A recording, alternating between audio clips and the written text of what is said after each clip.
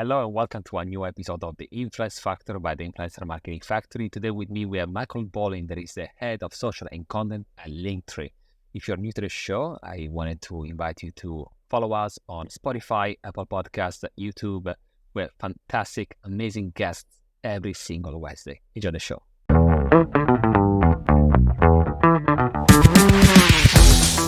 Hey, Michael, welcome to the show. How are you? I'm very well today. Thanks so much for having me. Absolutely. And what I usually ask, first question is just tell a bit more about yourself because people, might know the company, but not know about you. So who is Michael and, what are you up lately?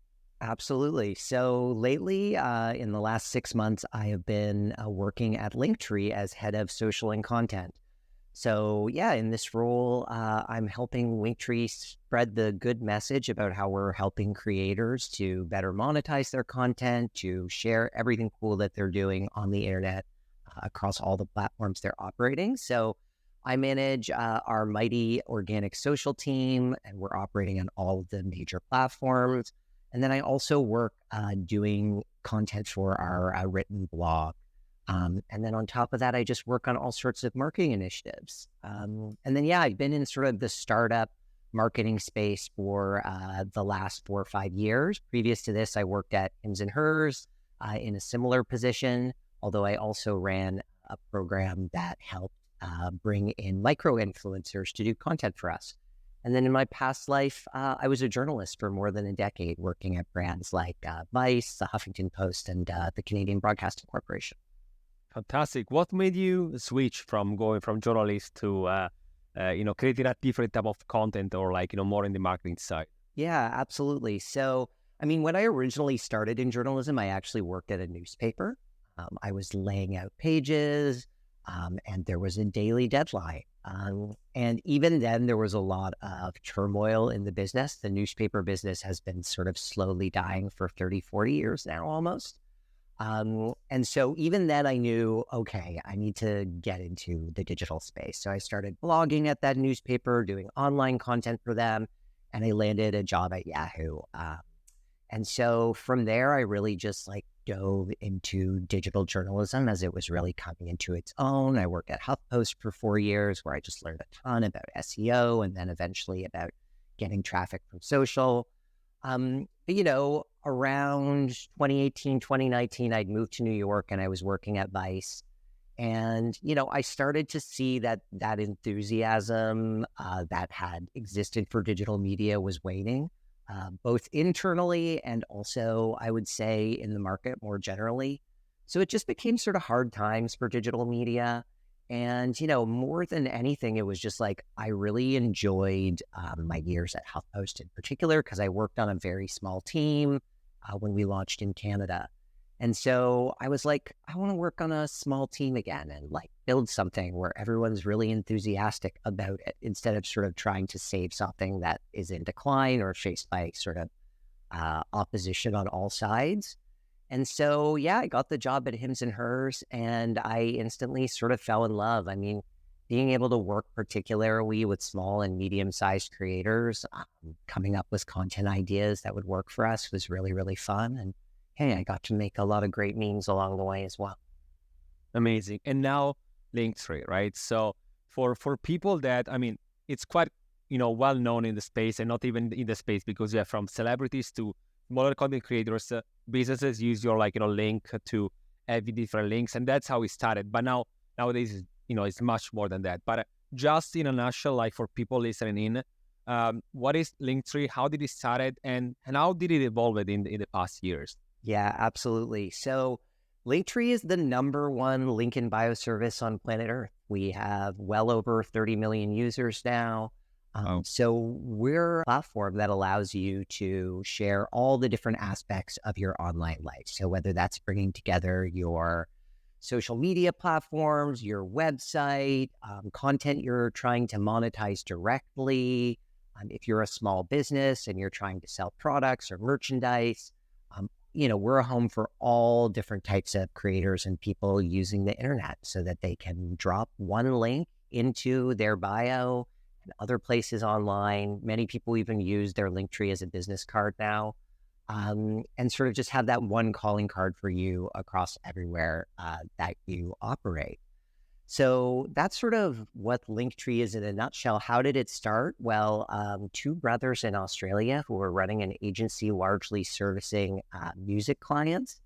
And all these music clients were running into this problem where on their social media platforms, and then particularly on Instagram, they were having to trade out their links super regularly.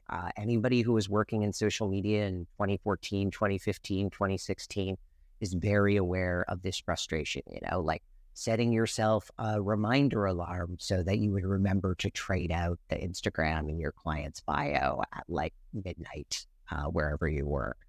And so, Alex and Ant, who are the two brothers who founded the company, along with our other co-founder, Nikki Humphreys, they saw an opportunity. And so they just quickly started up a little website that allowed you to share multiple links. And that website became Linktree, and it caught fire. It's grown enormously since then.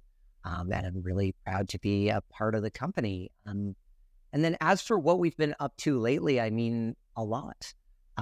So, in the last year or so, we've launched a couple of really, really interesting projects. So one that's near and dear to my heart is a partnership with TikTok that allows you to embed your TikTok profile into your Linktree. So we're the first major partner of this kind with TikTok, which I think is really exciting. They're an important relationship for us as they have obviously quickly become arguably the dominant social media platform in the United States. Obviously, they're facing a lot of potential issues right now, but there's no argument that people are using it. So this integration is really cool because you don't have to update your Linktree every time you drop a new TikTok. You can just put your TikTok, it'll display the first several videos in your TikTok. And when you update your TikTok, your Linktree will reflect that. It's also a great tool just for sending more people back to your TikTok rather than them just seeing a little link that says my TikTok. They can actually see the rich environment, play a couple videos, and it just sort of increases the probability that someone's going to click back and become a follower. So that's really exciting. We also launched our mobile app. Obviously, we know that in 2023, most people are operating on mobile more than on desktop. So we launched an app on iOS and Android that allows you to do all of the great sort of updating and upkeep on your Linktree from your phone. And then on top of that, we're super focused on helping creators with the challenges that they have, particularly when it comes to running a business. So we've introduced a lot of exciting new monetization features in the last year. So we have two features that allow you to send money directly to a creator from their Linktree. The first is called Tip Jar, and the second is called Buy Me a Gift. They're similar, but Buy Me a Gift is really cool because you can sort of put an emoji that represents what it is you actually want your creators to give you money for. So, you drop a podcast episode, you say, hey, I'm super tired. All I do is record these podcasts all day. Can somebody please buy me a nice coffee from the coffee shop next door? Drop your little coffee emoji in there and get that.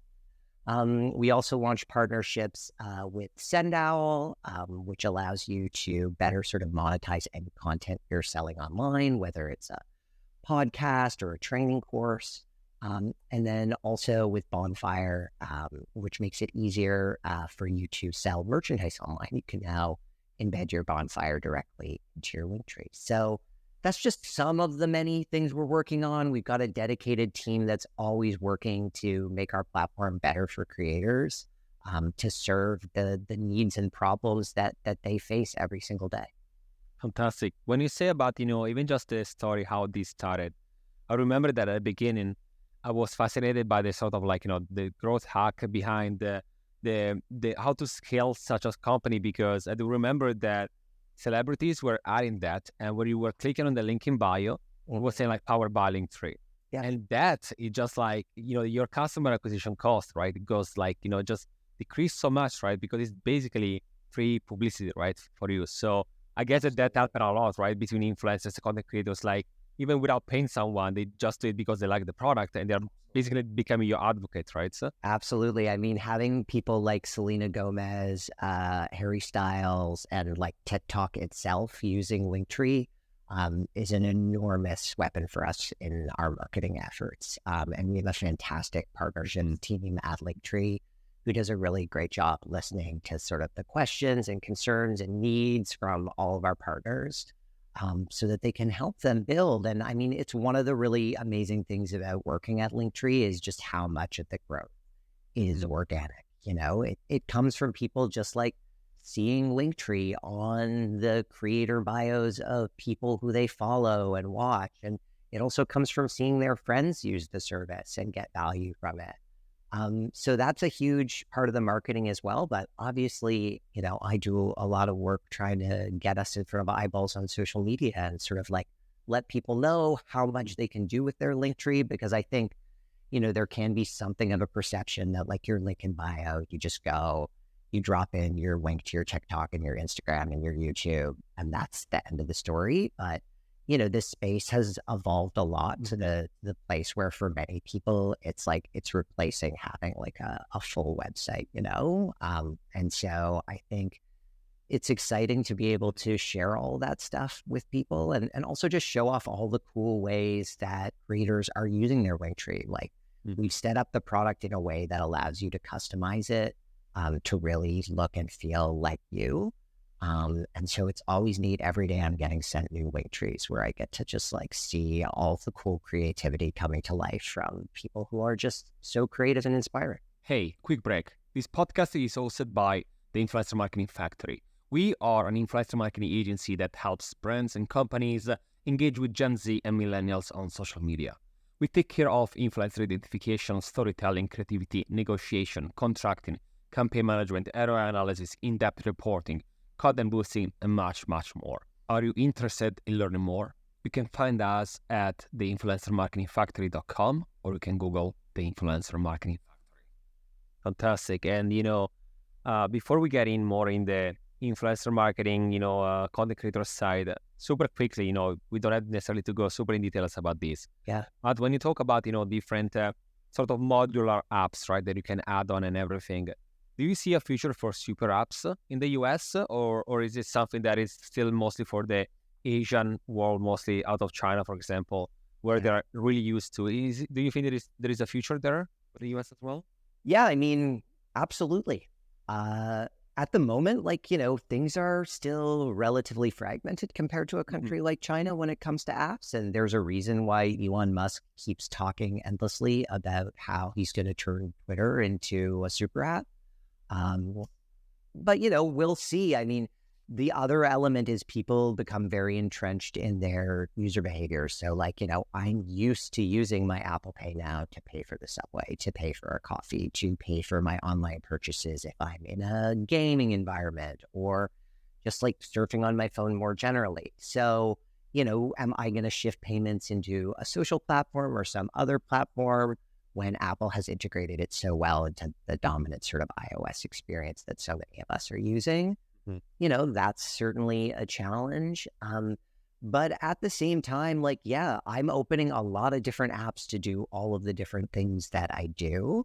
And I think we certainly see the platforms attempting to become more super app-like. I mean, in the last 5 years, they've all doubled down enormously on messaging, especially as the sort of, we don't hear about this trend as much, but public sharing declining was something Facebook and Meta talked about a lot 4 or 5 years ago. And I think TikTok has been a real extension of that. The content that people are sharing on TikTok is very different from the content people were sharing on Instagram 5, 6, 7 years ago.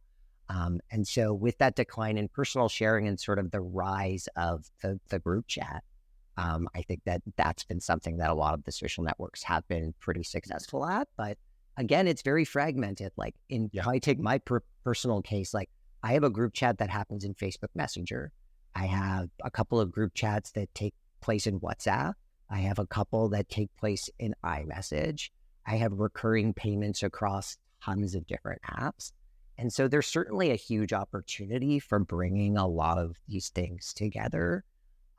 But it's interesting, we've seen a lot of attempts at centralizing social media feeds more generally. And, I don't know if we've seen the right answer to that yet. I think a lot of people want to see the sort of the unique presence that people have on their social platforms. And that's why Linktree is a great tool. It's like it's best of both worlds. You can bring all of your stuff together, but also allow them to have sort of a different experience on platforms, because obviously your YouTube is not the same as your TikTok. Your Twitter is not the same as your Absolutely. YouTube. Yeah, you go sometimes in different places because of the different tone of voice, the type of audience, right? Totally. The style and so on. And getting back on the content creator side, so we said before, Linktree helps every type of content creator. There are not even just content creators, right? Like everyone that just needs All to, like, businesses, musicians, yeah. exactly. And so I'm pretty sure that there are certain issues, right, and challenges, no matter who you are, right, for anyone out there. Could be, influencers and their taxes, how to deal with personal finances and business, like, and so on. Side gigs for some people. Like, have you identified like certain challenges that you think are like across people? And if so, how are you trying to, solve, or at least, help and guide people in fixing them, and just like, get to a level where they are not get anxiety, right? Just because of everything that is extra, but they can mostly focus on either creating content or selling their items, their merchandising. Yeah, well, I mean, taxes is definitely one. We're working on a video right now talking about taxes for creators, since April's coming up. I haven't done mine yet, so wish me luck. But I think like monetization more generally is obviously at the top of a lot of creators' lists. They're monetizing across multiple platforms, but usually there is a middleman involved. And so, with Linktree, as I mentioned earlier, we have these great features that allow you to send money directly to creators on a one-off or recurring basis. So that's a really cool thing that I think a lot of creators have been really, really excited about. And one of the other really cool things about it is we're not taking a cut. So the money goes directly to you. The payment processor may take a cut, but you get all the money. So that's really, really lovely. And then, I would say, as I talked about, we have a lot of other like apps is what we call them, to help you monetize. So, you can integrate your Shopify or your Spring Store directly to Linktree. So instead of having to like set your entire store up again. And then I think related to monetization is like analytics. So, we even just recently did some updates that allow you to look at your analytics over custom date ranges instead of having to pick specific windows. And this is something that linkers had been asking for all the time, because, whether it is doing your taxes and trying to figure out where that big spike in money came from, well, now you can look at all the traffic to your Linktree and be like, oh yeah, I had that giant spike when I released that interview in like September of last year, and go and look at that. And also to help consolidate your analytics if you are operating on multiple social platforms. Your Linktree gives you sort of one home where you can keep track of the health of everything that you're doing. So I think that that's some of the major stuff that we're working on right now. But I think one other thing that's underrated on Linktree that's helpful for creators is just like finding other creators and exploring their work. Like, for me, working in the social media and content creation space for, more than the past decade, I get really inspired when I see other content that I really like. And I think often I find myself landing on a Linktree, and rather than just like watching the one video or going to the one piece of content that brought me to the Linktree in the first place, I now find myself looking at all of their social platforms, maybe opening an essay they've written about themselves, and just learning more about somebody more deeply and following that connection. And I think that that's something that a Linktree is really, really powerful for, not just for finding other creators, but if you are an individual creator, and like deepening that connection. And, I think sure we'll talk about this a little bit more, but it's something that all of the social platforms seem super focused on right now. TikTok in particular, I think, is like, how do we take this massive audience that's passively consuming content and turn them into users who follow and engage with somebody to the degree that they might on a YouTube? And so I think, for us, that's a great sort of benefit that we offer in our product right now, which is like you don't just have to share that one video that's super viral right now of yourself. Like maybe that's an entrance point for people, but the Linktree gives them an opportunity to explore like everything about you and get to the place where they're like, yeah, this isn't just somebody whose video I'm going to see in a feed once and then never think of them ever again. This is going to become somebody who maybe I'm a fan of, and who I engage with more actively in the future.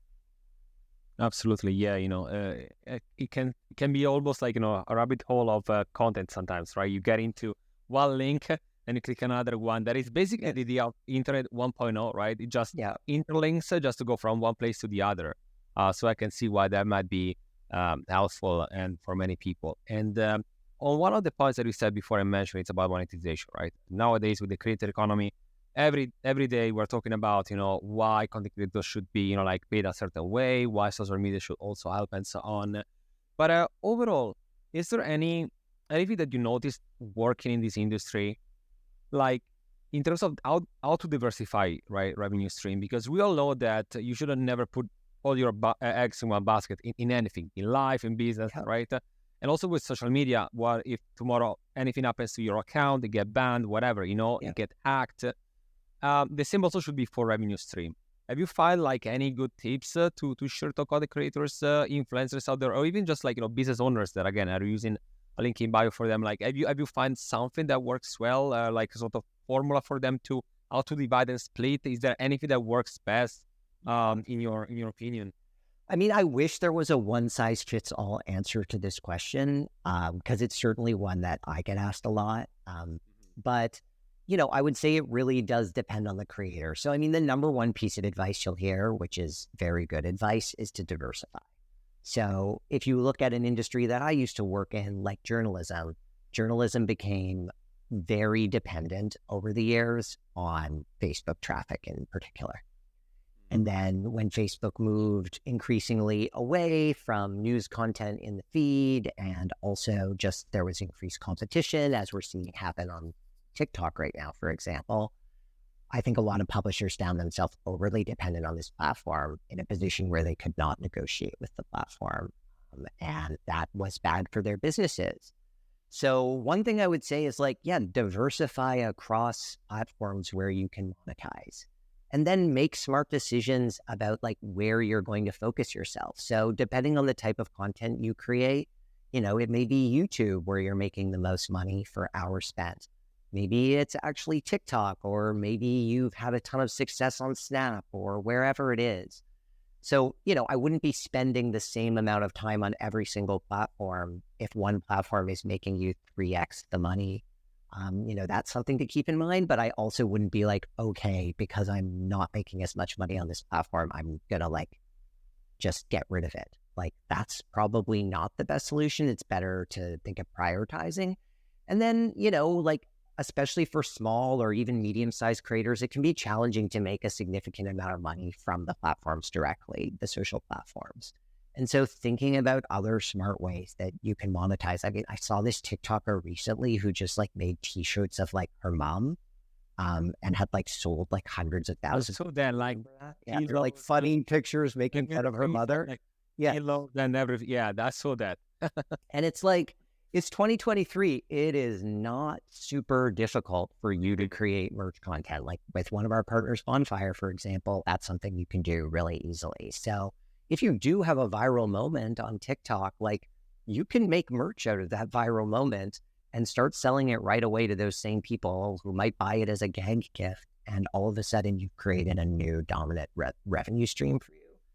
And then, obviously services like Patreon have been around for quite some time, but, I think with something like Send Me a Gift, or you can make money directly from your followers right on your Linktree.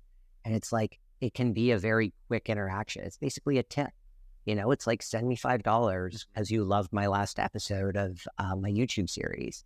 And it's that's a new thing that I think people are looking to do even more, which is just monetize directly. And certainly we've seen that a lot in the podcast space with crowdfunding, that it's become a model that actually does work for a lot of podcasts. But it's not one that is necessarily being seen a lot in the social space.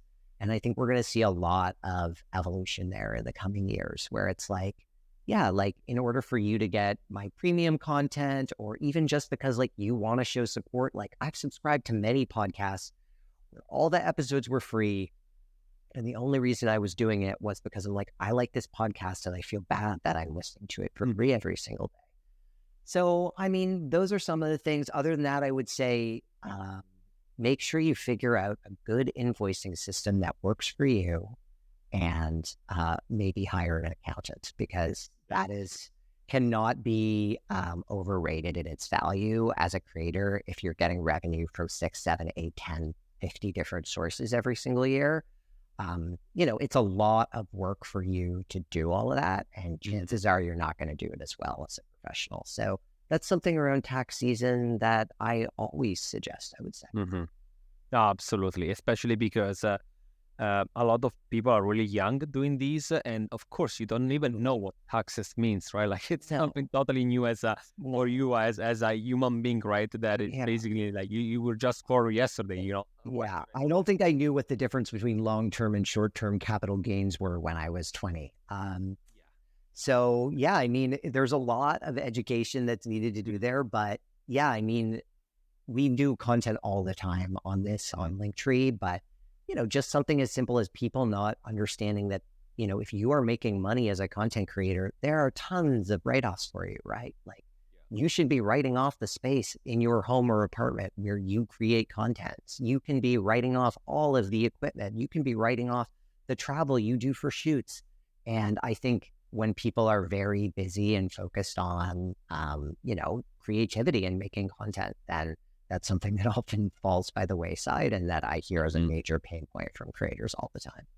Right, it makes sense. I mean, like also when you said about that you subscribe to many channels, because you wanted to support that. That is the same reason. Like when we run this big report about the creator economy, we surveyed thousands of people, and one of the main reason why someone is either tipping someone or subscribing to your channel is mostly to support them. Yeah. So exactly, like it's not about sometimes not for the content, like because they like them and they want to support them. So again, no matter what you want to do, might work for like merchandising, Reddit, whatever it is, tipping, whatever, you have to find yours, knowing that if you really have a good, strong community, they're gonna support you no matter what, right? So they're gonna help some, in any way. Absolutely. And I mean, you see this all over the internet. Like, look at how K-pop has become the huge international phenomenon it has. And it's come from extremely devoted fans who want these bands to be successful. And I think it's something we underrate, that we think that, when it comes to content on the internet, that, okay, well, then I got to give them premium content and I have to give them ad-free versions and yes, like, that's all smart stuff you should be thinking about. But I think people really do underrate just how much stan culture affects monetization. Like if you can build a really loyal following, those people want to support you. They want to see you grow. Like the value to me of like somebody shouting my name out on a podcast as a supporter versus like getting an ad-free version, like one is going to create like a moment of joy for me that I'm going to remember for years to come. And one is going to be something that I get and then forget about and never have any value for afterwards. So it's just like creating those joyful moments. And I think like, the creators who do such a great job engaging directly with their audience, whether it is through a monetization feature like Tip Jar, Buy Me a Gift, or, just in the comments on a video, those are the ones who are building followings that like will stand the test of time and turn into, the sort of potentially multi-billion-dollar businesses we see from creators like Mr. Beast. Absolutely. I like the idea there to do something specific for your fans. They're going to love it. It's for free, basically, and they're going to absolutely get amazed by that. And something I wanted also to ask you, you mentioned TikTok many times, right? Being the app in the past 4 years, been growing a lot. Yeah, it's a hot topic, especially these days. Has changed and matured a lot. One, in terms of aging, and also like in terms of type of content and just overall maturity of the app. It's definitely more difficult nowadays to go on the For You page, and some challenges here and there. What do you think that could be some other challenges nowadays, both for TikTok and also for people that want to make it on TikTok? Yeah. So I'd say there's two major challenges. So you certainly mentioned that getting on the For You page is more challenging than it is 2 years ago. And just before I jump into like some of the other challenges, I would just say, yes, that is extremely true. And there are simply more people making TikTok content today than there were a few years ago. And so there's just more competition for that feed. There's also a lot more advertising on your TikTok now, and that's also going to increase competition. And then, I would say there, and this leads to my next point, is there's like fatigue on TikTok. So TikTok, started out as Musical.ly, which was basically a karaoke / dance app. And then TikTok really sort of blew up as like a dance app, popular among sort of Gen Z. And when you think back now, over the last 3 years, there's been like a large number of different content cycles. Like we see types of content become enormously popular on TikTok and then sort of wane. And it's important to remember, like many people are spending many hours per day on this app. They're consuming a huge amount of content.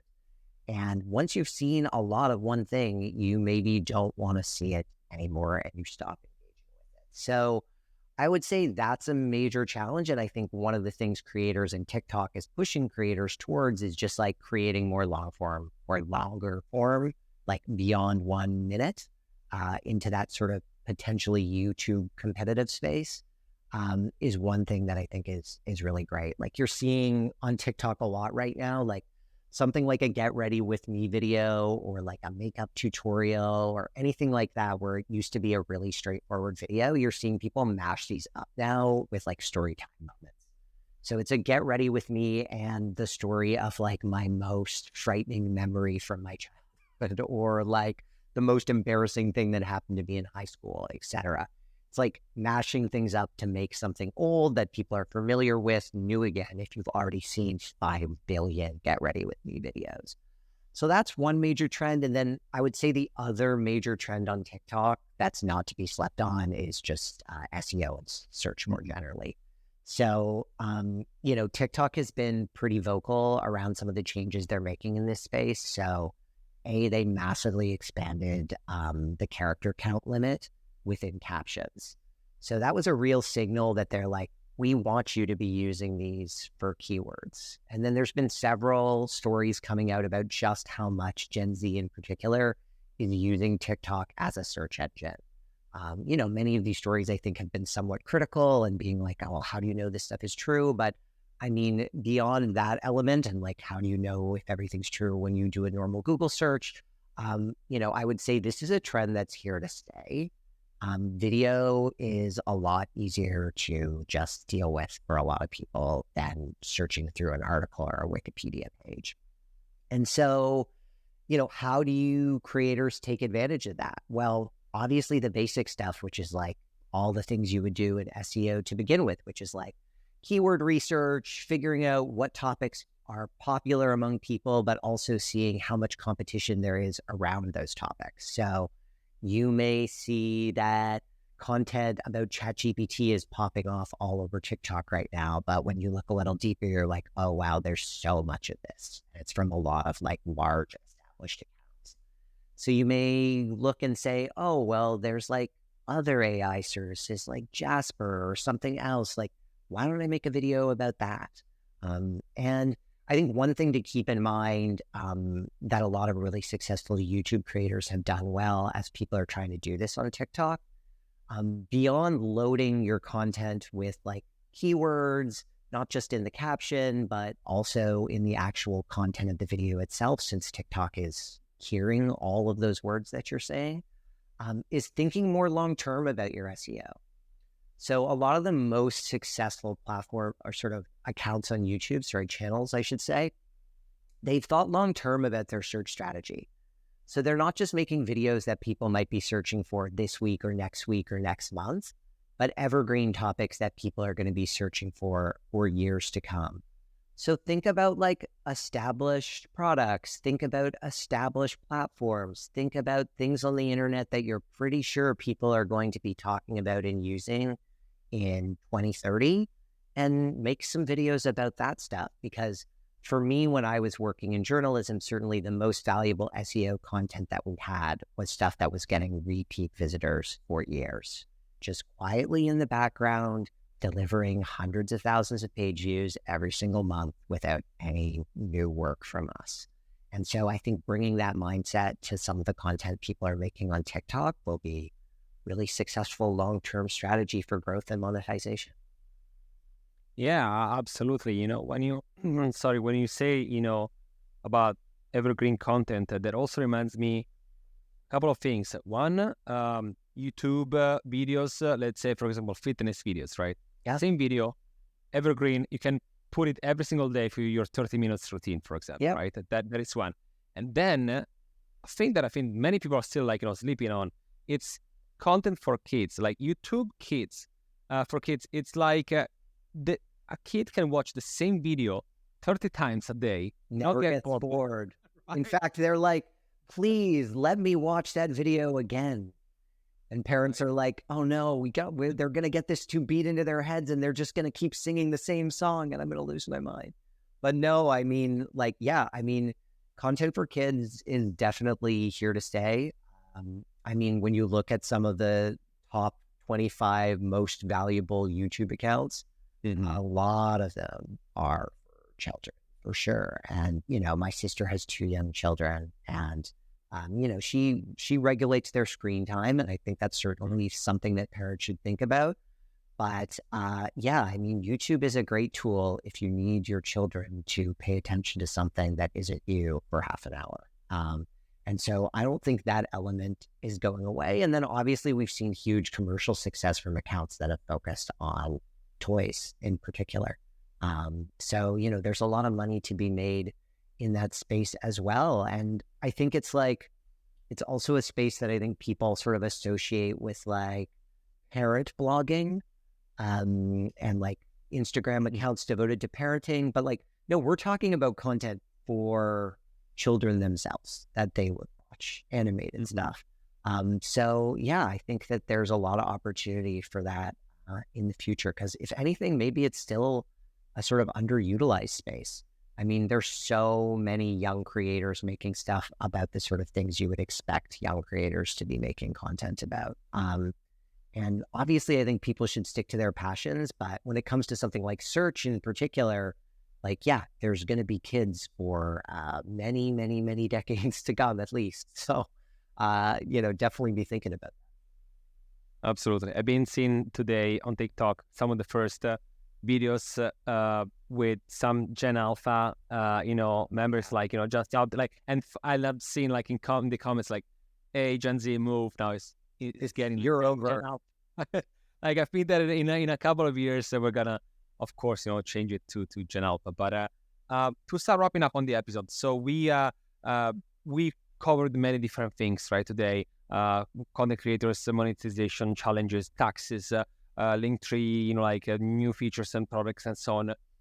What didn't ask you today, or is there anything that I didn't ask you today, or is there anything also, or could be the same, that really excites you lately? Could be in the industry, something outside the industry, just something that you are either following a lot that make you wow, I want to see where this goes. Yeah. Well, I would say the answer to that is that it excites and slightly frightens me, but I'm fascinated by the emerging artificial intelligence. So ChatGPT is already a tool that I'm using practically every single day in my work, and I'm demoing out a couple of other tools. So, it takes away some of the tasks, or makes some of the tasks easier in my job that I maybe don't want to spend as much time doing. So if I write a blog post, usually I have to go through that blog post and really meticulously edit it and make sure that its tone is good. I've done some work when I'm actually writing that, but, it's not my favorite part of the process and it takes time. I can literally drop a paragraph into ChatGPT now and just say, hey, ChatGPT, make this more fun, or make this more elegant, or make this more anything I can come up with. And it just does it. And it's often very, very good. We're certainly using it to help with editing of scripts, even to come up with content ideas. And then I think the I mean, it's already here, but the next sort of wave is like, AI creation of images and video itself. So that's going to be really big. And obviously, like, we're seeing this new version of ChatGPT coming out in the next couple of months, and that's going to change the game again. So that's all super positive. But then, I'm also seeing, having lived through the rise of social media platforms and seeing that progression from, oh, wow, this is life changing. This is so cool. This allows me to communicate with my friends and family, to, oh my God, I spend so much time on this. I'm so worried I spend too much time on this, to, I'm worried that social media networks are having a negative effect on our children and our civilization. Like, the narrative has really shifted over the last 10 and 15 years. And so, with ChatGPT, we're seeing, and AI more generally, I think we're seeing that conversation evolve even more quick. Like, people have learned from experience with past technology, and we're seeing a lot more analysis and criticism and thought put into, like, okay, well, where does the content that this AI is using to come up with its answers come from? And who owns that content? And how are we going to license it, if at all? And so I think there's going to be a lot of really interesting opportunities actually around that space in particular. Like, we may begin seeing marketplaces for imagery that its purpose is primarily to train AI and give AI a starting point to build imagery. And those may become massive businesses in their own right. So I would say AI is like the space that, like, I'm most fascinated by right now. I think, like, it's the one major technology conversation that's happening right now where I don't think it's oversold at all. I think it's like, if anything, it's being undersold, and people still aren't fully coming to grips with, like, how good AI is going to be in 2 or 3 years when it's already able to, write amazing articles for you. Absolutely. Yeah. I mean, every single day there is more than one new app actually, like for everything, right? So I'm also curious to see what is going to happen there. And it's faster than expected, I would say. And Well, it's what do they say? It's like slowly at first, then altogether all at once, right? It's like, that's how things work. It's like, it was a slow build. Everyone's been talking about AI, and then we saw when ChatGPT dropped, just like, wow, Twitter freaked out. yeah, it broke the internet. It really did break the internet, because it was like, it's the first time that people have had an AI assistant where they were like, oh, this is like this is real now. And, like, again, like, I know tons of people who are actually using it in their day-to-day lives, not just talking about it in podcast interviews. Like, people are actually using it, and I think that that's the sign that it's here to stay. Absolutely. Amazing. Well, Michael, thank you so much for joining me today. No, thank you. This was a fantastic episode. We covered so many things. Good luck, for the new features and products for Linktree. I'm pretty sure they're going to be fantastic. So again, thank you for, sharing more knowledge with me and with the audience today. No, thank you so much for all of the thoughtful questions today. And I really enjoyed it, and I'm looking forward to listening to it.